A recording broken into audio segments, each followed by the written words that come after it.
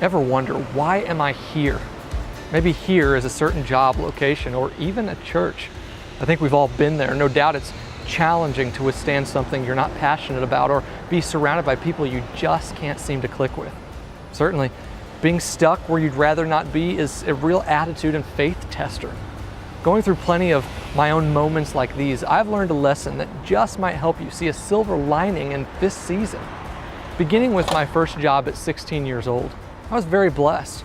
My passion and experience in those days was in internet programming, and I landed a part-time position at a local organization that paid me well for my age. A couple years later, I left for a faraway university to study more about the computer industry, believing I would graduate and instantly pick up at the level I left off. But I didn't. After graduation, I spent months submitting applications only to be met with curious and frustrating silence.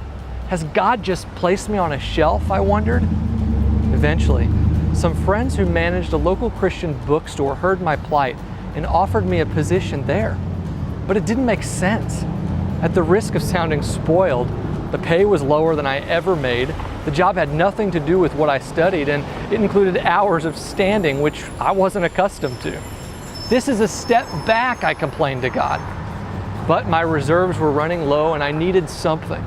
So taking a punch to my pride, I accepted the job and spent the next 9 months at a place where I wondered, why am I here? Much has happened since those early years. I went on to other jobs, some of them that I really enjoyed, and others not so much.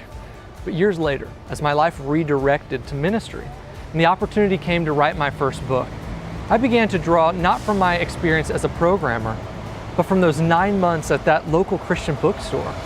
For years, I never understood what was the purpose of my short time there.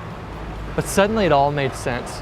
And through it, I profoundly understood what's become one of my favorite scriptures. The Lord directs the steps of the godly. Your path won't always seem like it's moving forward. Sometimes you'll experience what feel like sidesteps and setbacks. But be encouraged. One day, you'll look back on those jobs you hated and the places you didn't want to go, and you'll marvel at their purpose in your plan. Trust me, God knows what He's doing when He orders your steps.